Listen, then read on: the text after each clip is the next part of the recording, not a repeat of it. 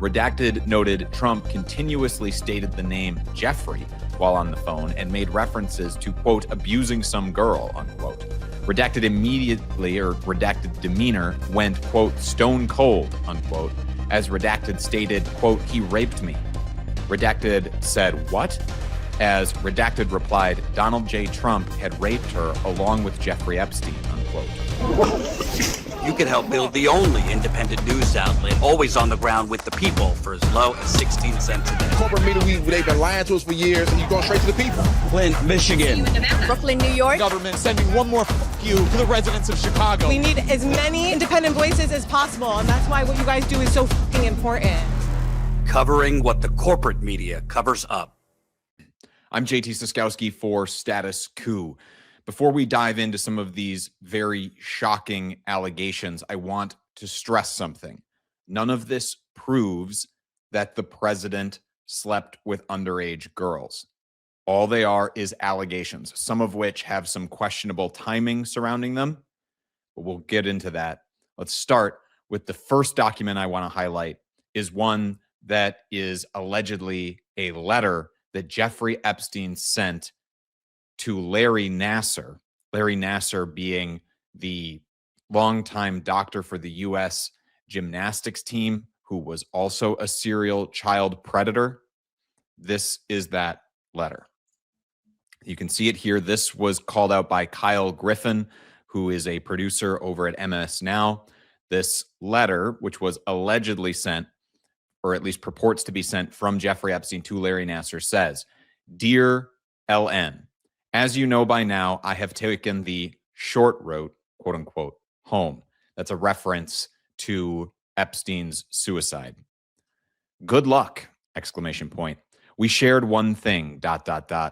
Our love and caring for young ladies out of the hope they'd reach their full potential. Our president also shares our love of young, nubile girls. When a young beauty walked by, he loved to, quote unquote, grab snatch, whereas we ended up snatching grub in the mess halls of the system. Life is unfair. Yours, J. Epstein. So that is apparently, if this is indeed a letter that Jeffrey Epstein wrote to Larry Nasser, and there is nothing that goes along with this document to say that the FBI concluded or the DOJ concluded, yes, it is, or no, it isn't. But this is a letter that is purporting to be sent from Jeffrey Epstein accusing the president of engaging in some of the exact same behavior that Jeffrey Epstein was convicted and accused of doing. It's a lot to digest. It's also rather disturbing to think about, and I apologize for some of the language that is used in that letter, but I wanted to give it to you whole cloth, exactly as it's presented in these documents.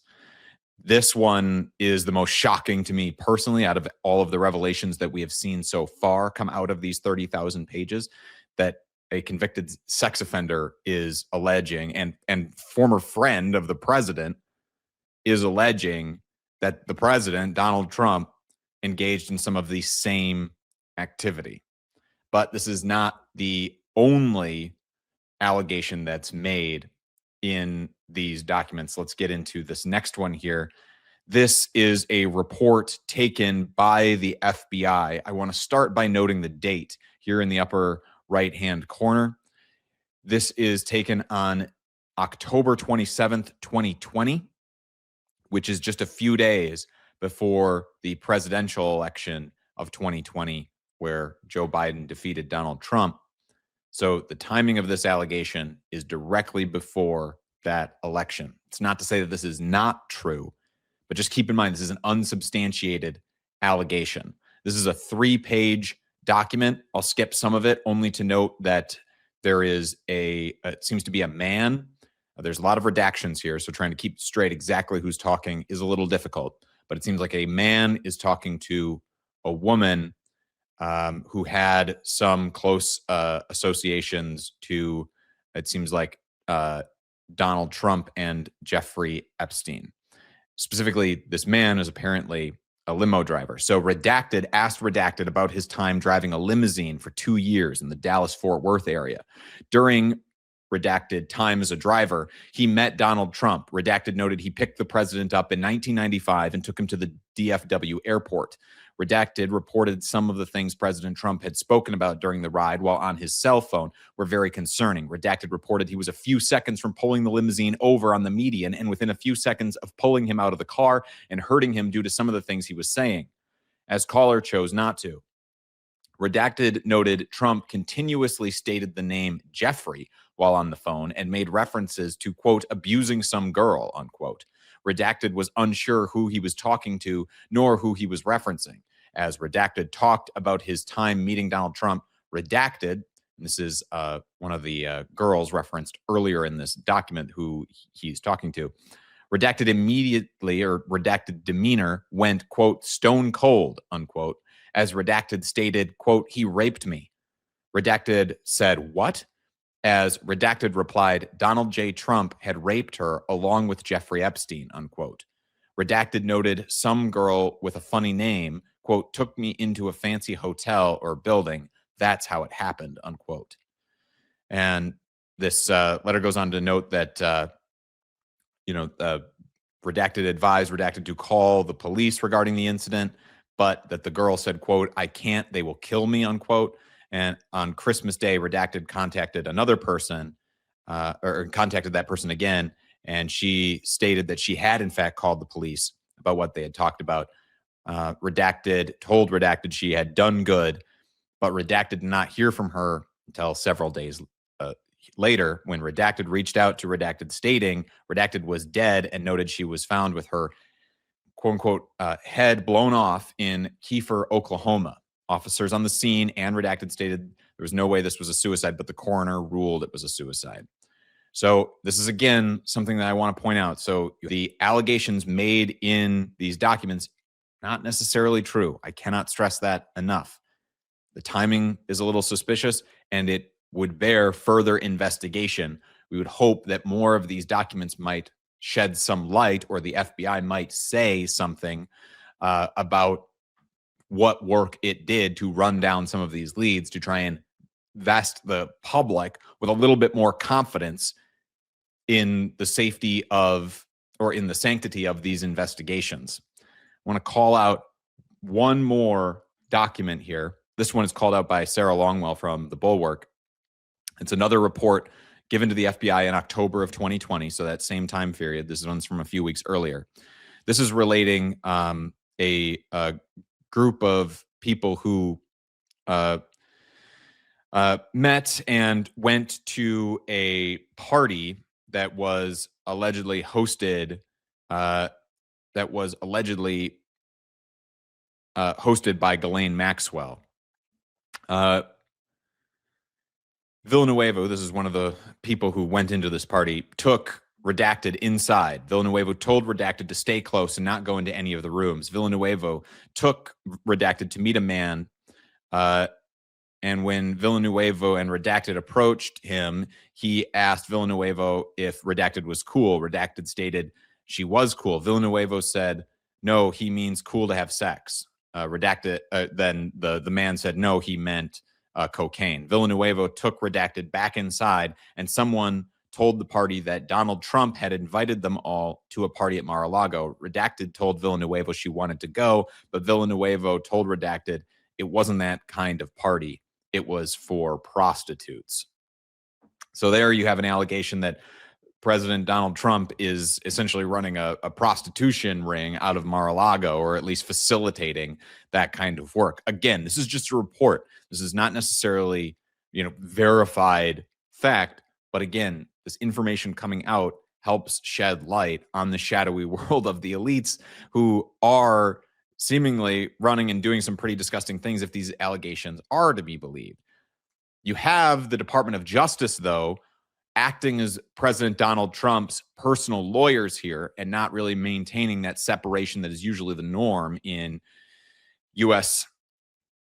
conduct of our justice system, because the Department of Justice released this statement. The Department of Justice has officially released nearly 30,000 pages of documents related to Jeffrey Epstein. Some of these documents contain untrue and sensationalist claims made against President Trump that were submitted to the FBI right before the 2020 election. To be clear, so that I want to stop. I want to pause right there to note it's calling out some claims that were made right before the 2020 election. That would include those 2 FBI reports that I read to you that they are claiming are untrue. But it's a little odd that the U.S. Justice Department feels the need to step in and do PR flack for the president here. And what I will note is that would not necessarily include that letter supposedly sent from Jeffrey Epstein to Larry Nasser. Let's return to this statement here. To be clear, the claims are unfounded and false, and if they had a shred of credibility, they certainly would have been weaponized against President Trump already. Yeah, again, just immediately going to playing politics here. Nevertheless, out of our commitment to the law and transparency, the Department of Justice is releasing these documents with the legally required protections for Epstein's victims. I want to call out something here. The Department of Justice is calling out the fact, and I have as well, has called out the fact that some of these allegations were made in the run-up to the 2020 election, meaning that the timing is suspicious. I want to call out that the timing of this release is suspicious.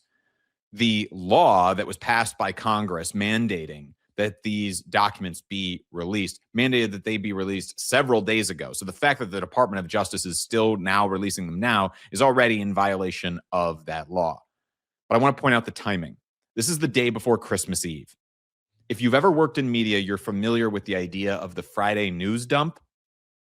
And if you're not familiar, the Friday news dump is the idea that no one watches the Friday night news or reads the Saturday morning paper.